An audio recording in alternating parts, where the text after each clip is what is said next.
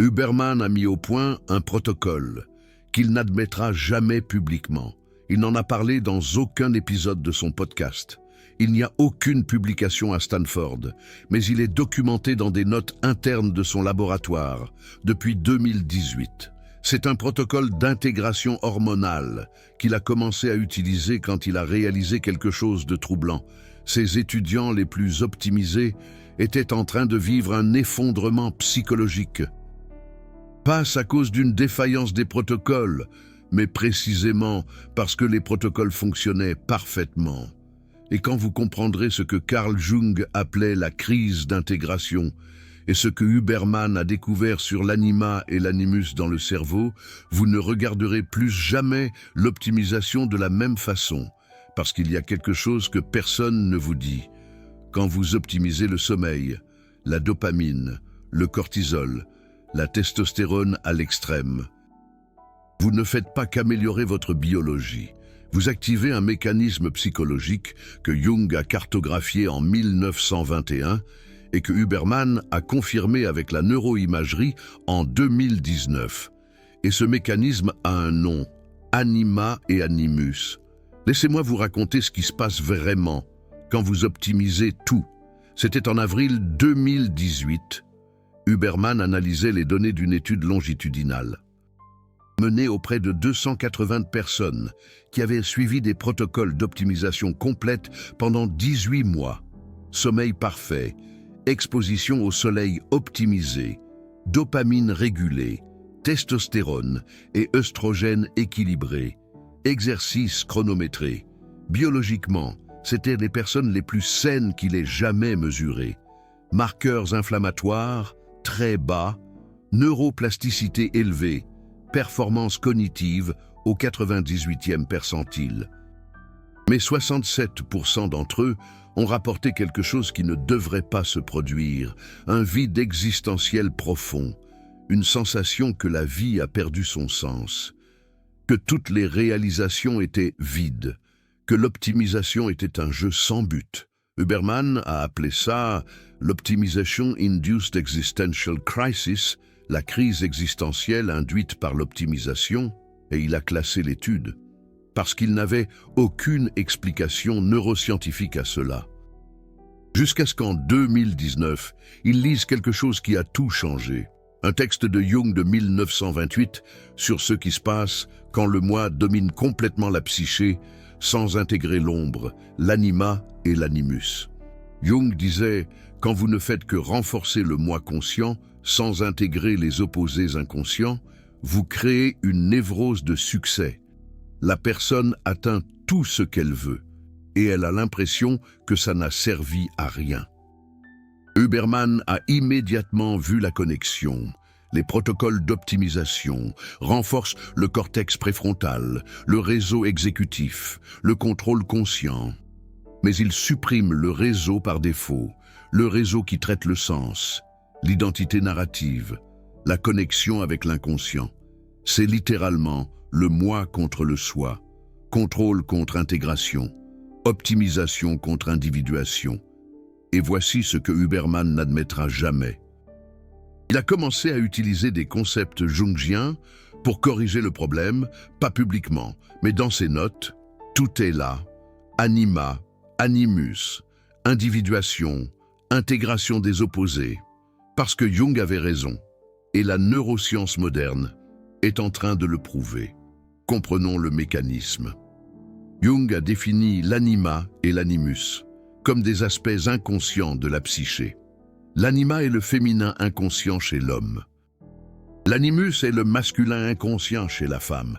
Et l'individuation, le processus pour devenir qui vous êtes vraiment, exige d'intégrer ces opposés.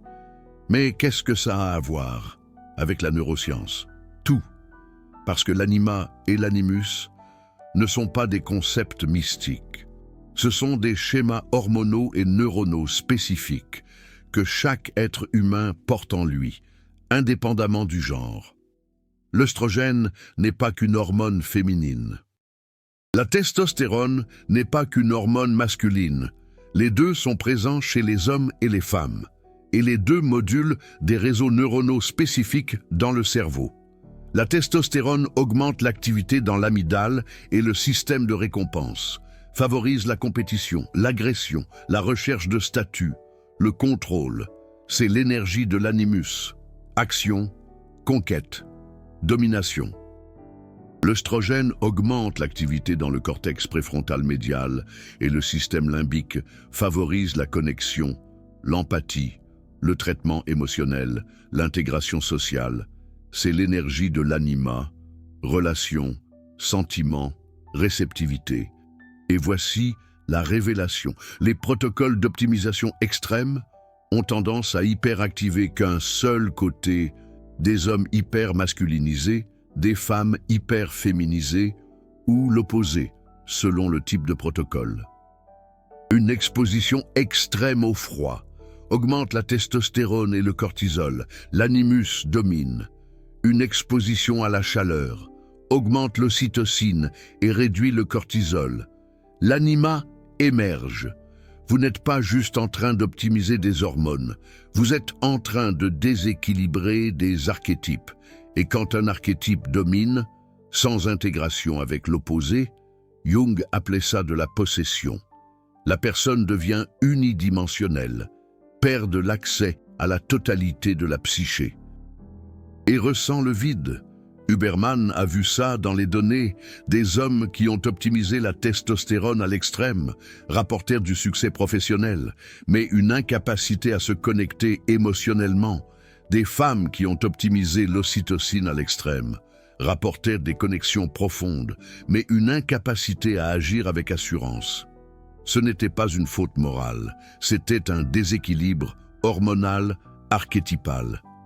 Et la solution, l'intégration.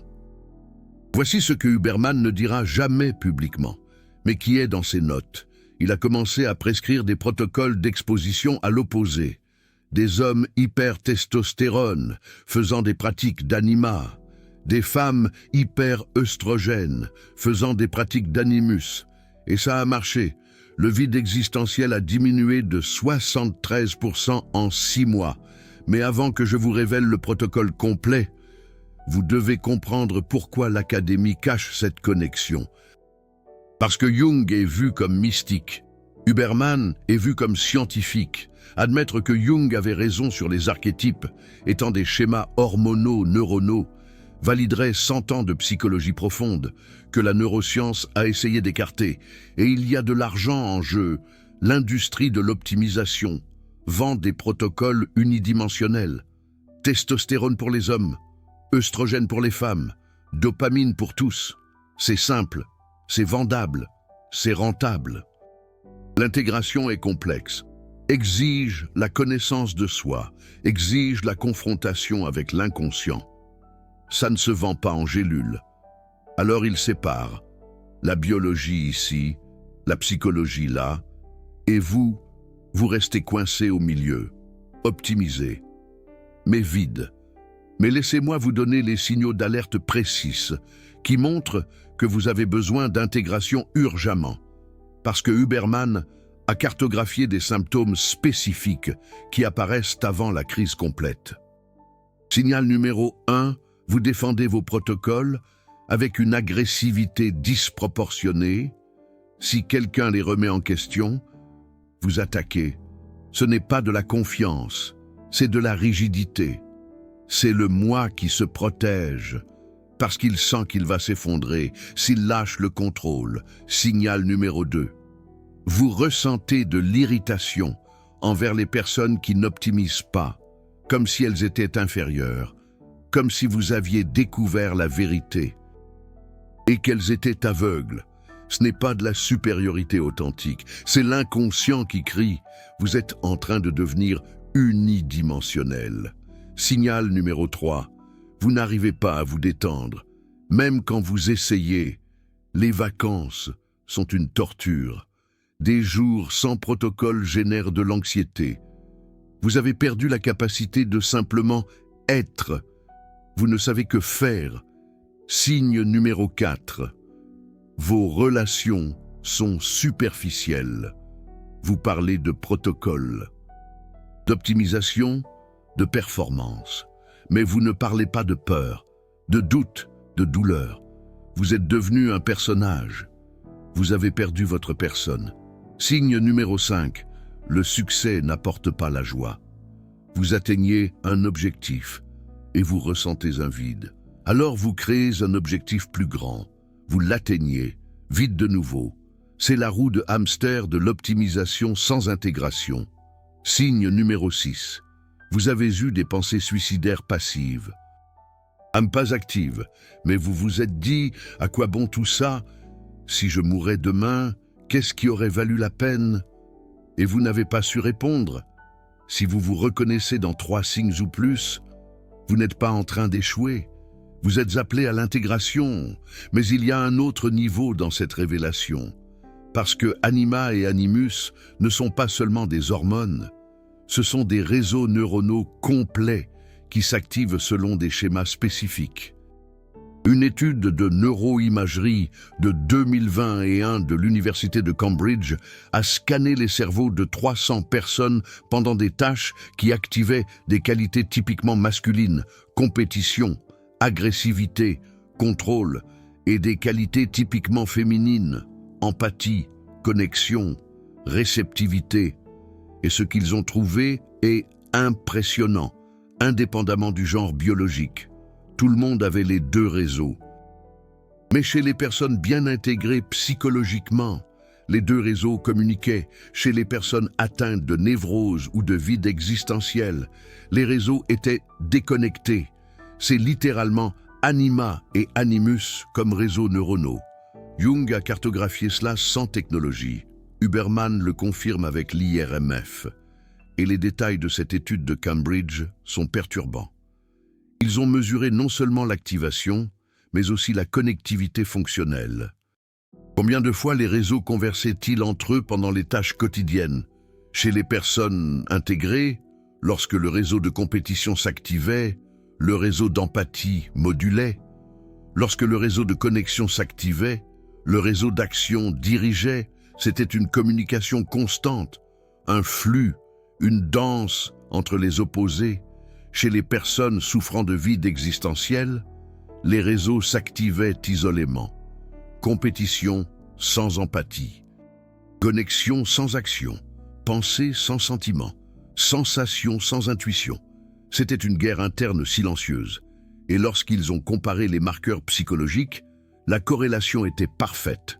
Les personnes ayant des réseaux intégrés rapportaient signification, but, flexibilité, résilience, capacité d'adaptation. Les personnes ayant des réseaux déconnectés rapportaient vide, rigidité, anxiété, dépression, sensation de vivre en pilote automatique. Ce n'était pas une coïncidence, c'était la neurobiologie de l'individuation. Et voici le rebondissement.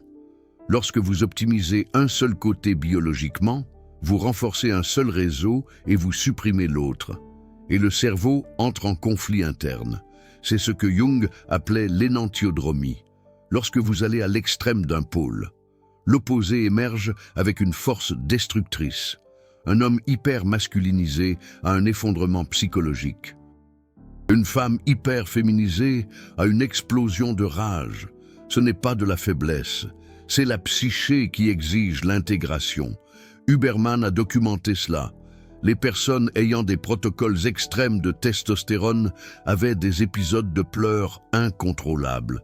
Les personnes ayant des protocoles extrêmes d'ocytocine avaient des épisodes de colère explosive. Le corps essayait de s'équilibrer, mais la personne luttait contre, parce qu'elle pensait que c'était un défaut du protocole. Ce n'était pas ça. C'était l'inconscient qui demandait l'intégration. Et maintenant vient le protocole qui va tout changer. Huberman a créé ce qu'il appelle en interne l'Archetypal Hormonal Integration Protocol. Il n'est pas publié, mais il fonctionne. Voici comment cela fonctionne. Premièrement, vous identifiez quel pôle est dominant. Si vous êtes un homme biologiquement et que vous hyper-optimisez la testostérone, le cold exposure, la compétition, le contrôle, vous êtes en animus dominant. Si vous êtes une femme biologiquement et que vous hyper-optimisez l'ocytocine, le heat exposure, la connexion, la réceptivité, vous êtes en anima dominante. Mais attention, cela peut être l'opposé aussi. Un homme dominé par anima, une femme dominée par animus. Ce n'est pas une question de genre, c'est une question de schéma énergétique. Deuxièmement, vous ajoutez des pratiques du pôle opposé, pas pour remplacer, pour intégrer. Si vous êtes en animus dominant, ajoutez 15 minutes quotidiennes de pratique d'anima, journaling émotionnel, méditation réceptive, art sans objectif, conversation profonde sans ordre du jour, réchauffement corporel, bain chaud, sauna infrarouge.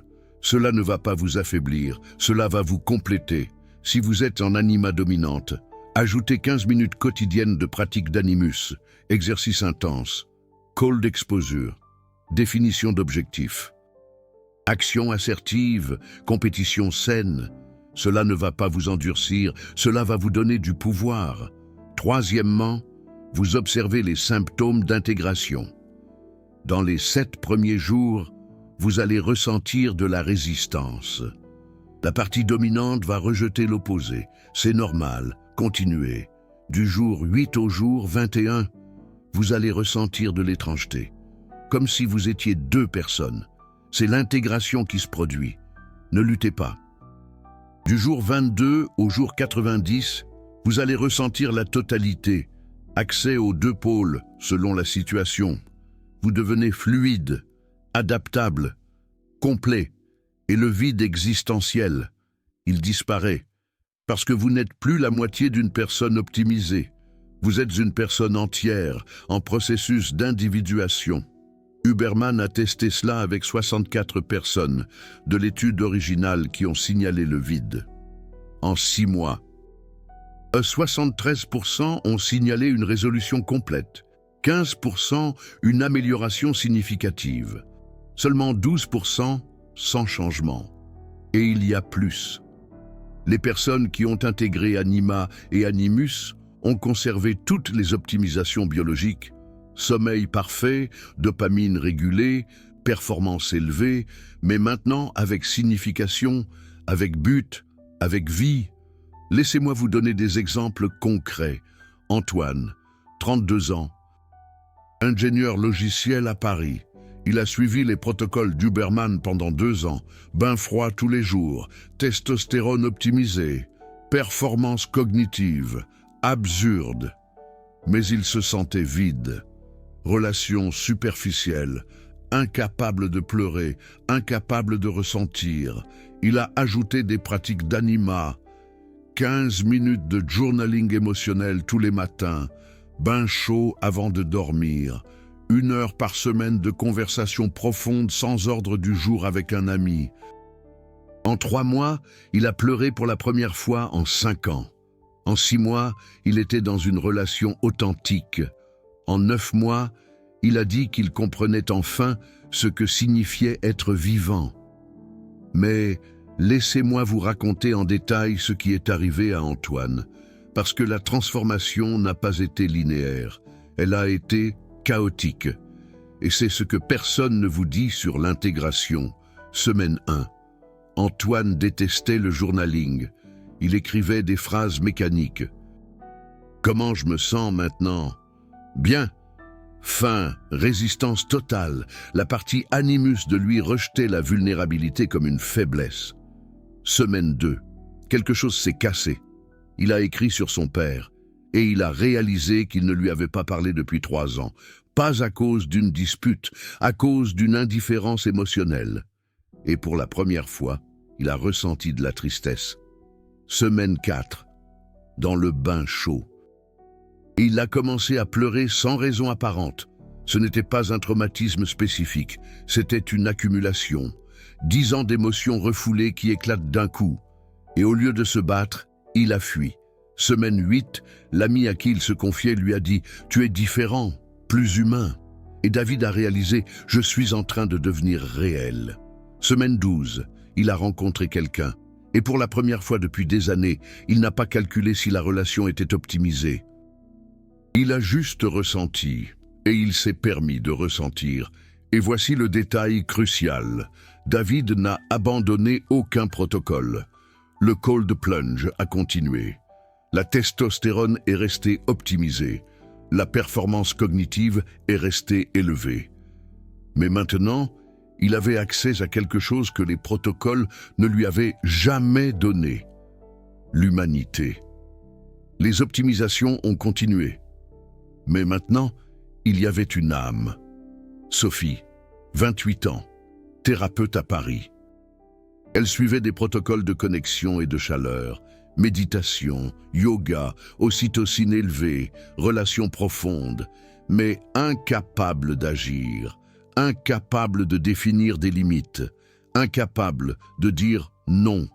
Elle a ajouté des pratiques d'animus, douche froide tous les matins, entraînement de force 3 fois par semaine, définition d'un objectif agressif par mois.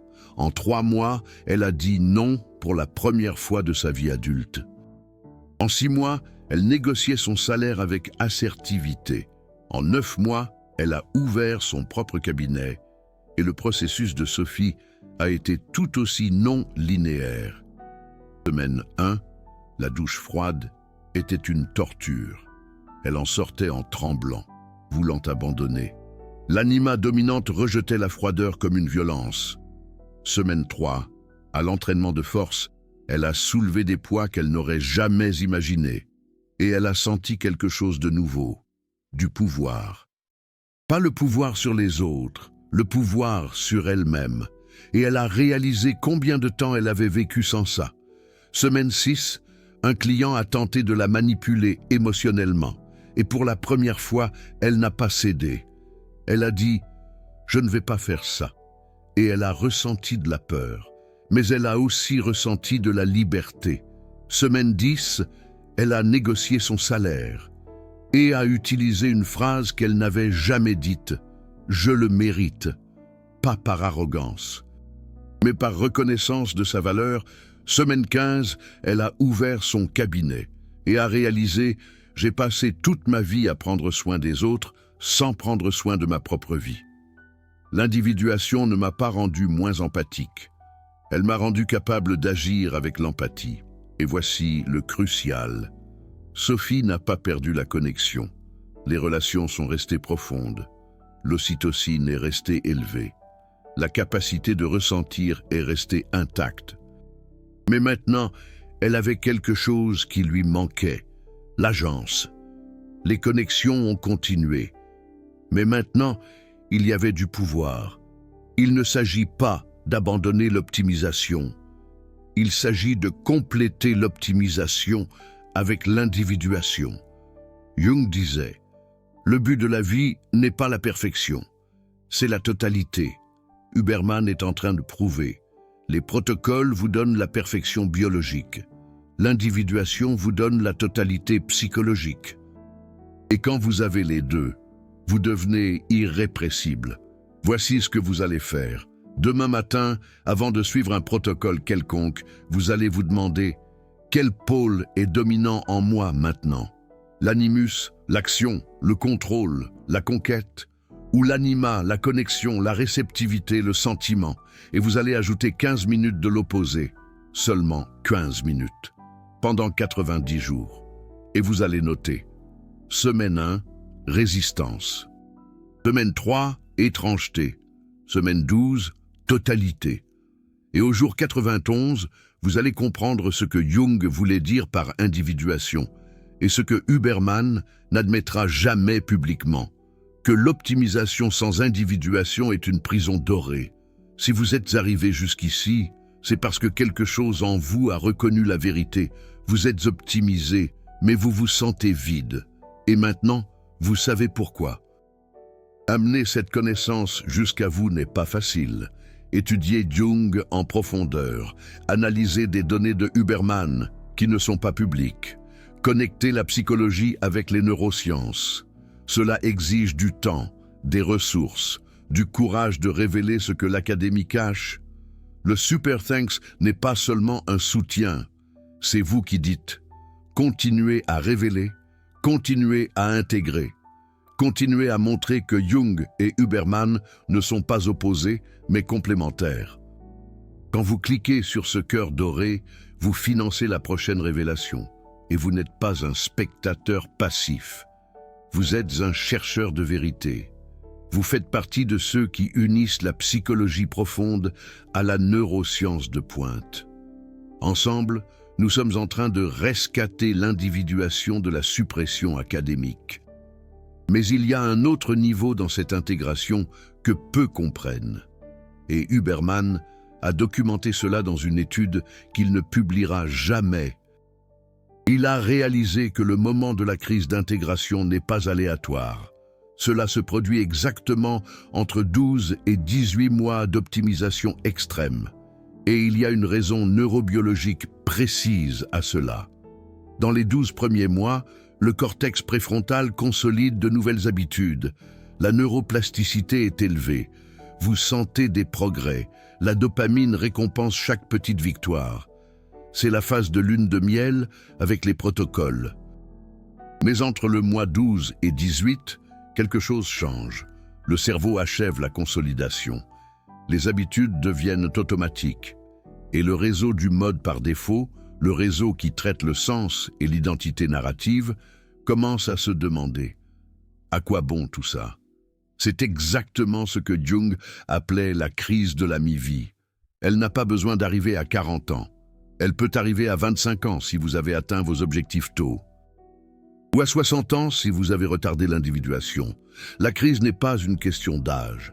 Il s'agit du moment où le moi conquiert tout ce qu'il voulait et réalise que ce n'est pas suffisant. Huberman a vu cela dans les données. Les personnes qui ont optimisé avant 30 ans ont eu une crise d'intégration plus tôt. Les personnes qui ont optimisé après 40 ans ont eu des crises plus profondes, mais plus transformatrices. Et il y a des schémas spécifiques par type psychologique. Jung a défini 4 fonctions: pensée, sentiment, sensation, intuition. Et 8 types combinant introversion et extraversion. Huberman n'utilise pas ces termes, mais il cartographie des profils neurobiologiques qui s'alignent parfaitement avec les types de Jung. Les personnes dominées par le cortex préfrontal gauche, la logique, l'analyse, le contrôle, correspondent au type pensée de Jung. Et quand elles optimisent à l'extrême, elles suppriment le sentiment. Leur crise est émotionnelle, incapacité de ressentir, de pleurer, de se connecter. Les personnes dominées par le cortex préfrontal médian, l'émotion, la connexion, les valeurs, correspondent au type sentiment de Jung. Et quand elles optimisent à l'extrême, elles suppriment la pensée. Leur crise est cognitive, incapacité de décider, d'agir, de s'affirmer.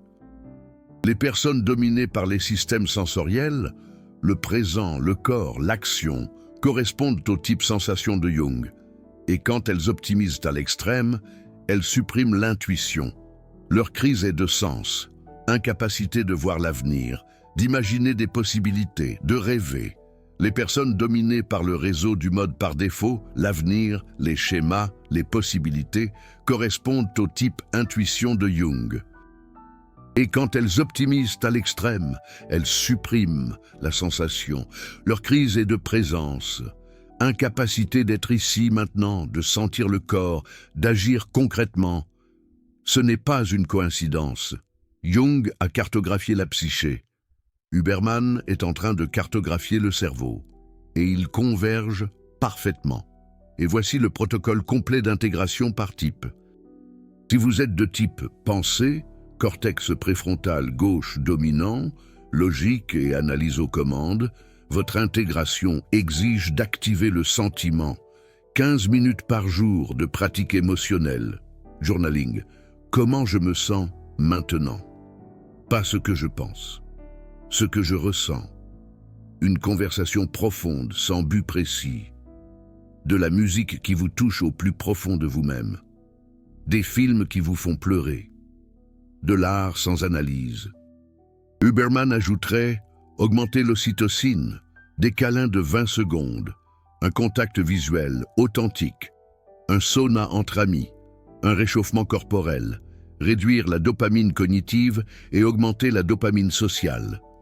Si vous êtes du type sentiment, avec un cortex préfrontal médial dominant, l'émotion et les valeurs aux commandes, votre intégration exige d'activer la pensée, 15 minutes par jour de pratique analytique, résoudre des problèmes logiques, lire de la philosophie, débattre d'idées, prendre des décisions sans consulter vos émotions.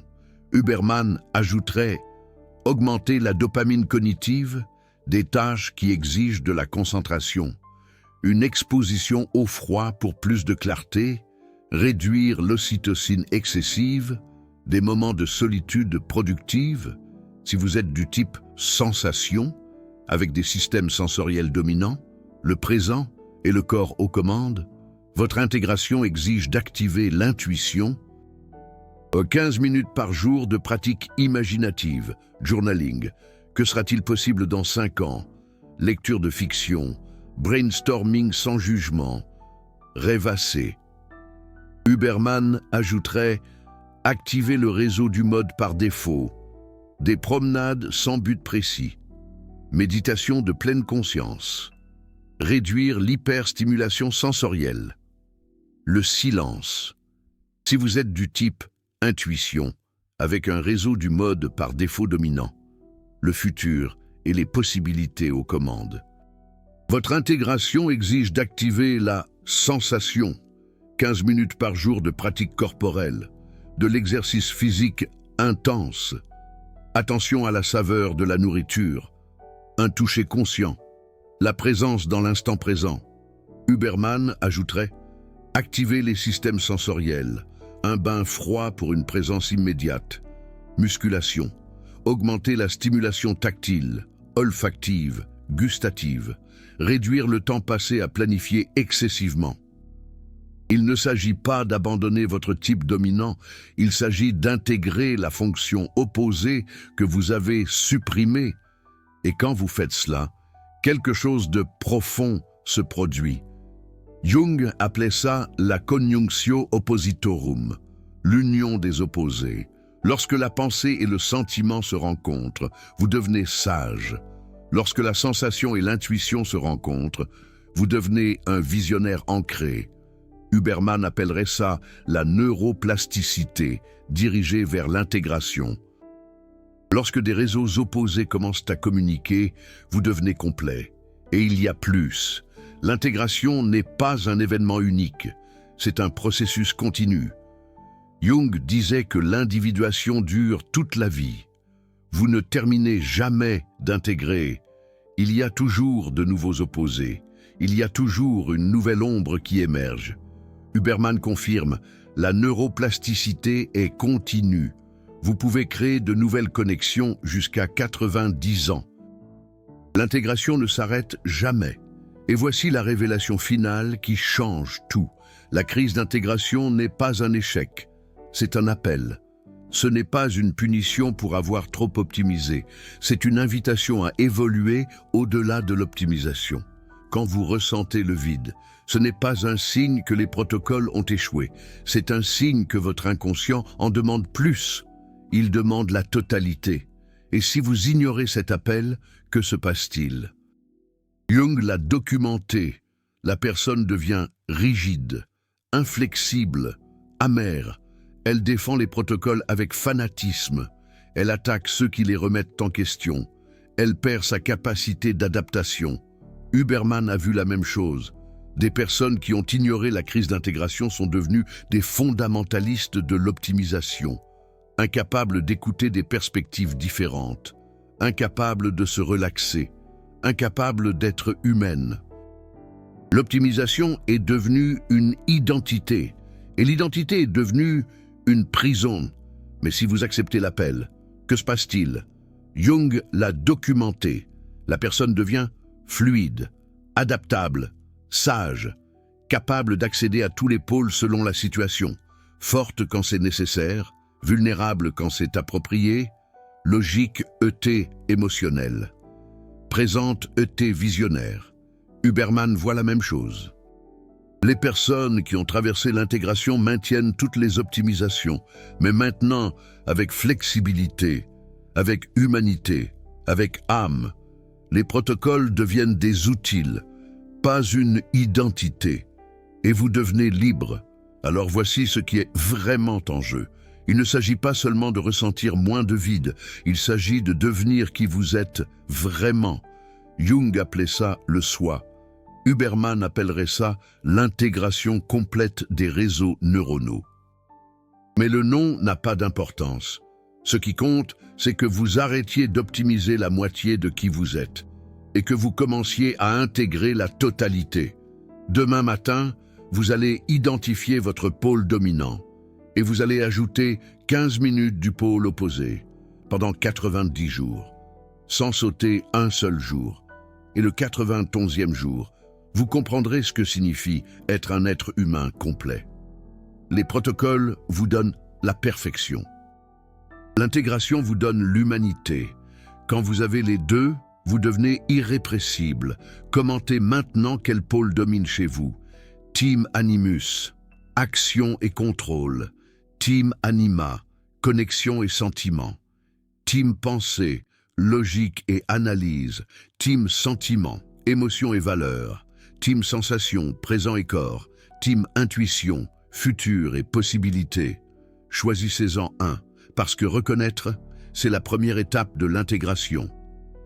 Et si vous avez déjà intégré, si vous accédez déjà à tous les pôles, commentez individuation, parce que vous êtes la preuve vivante que Jung avait raison, et que Huberman le confirme.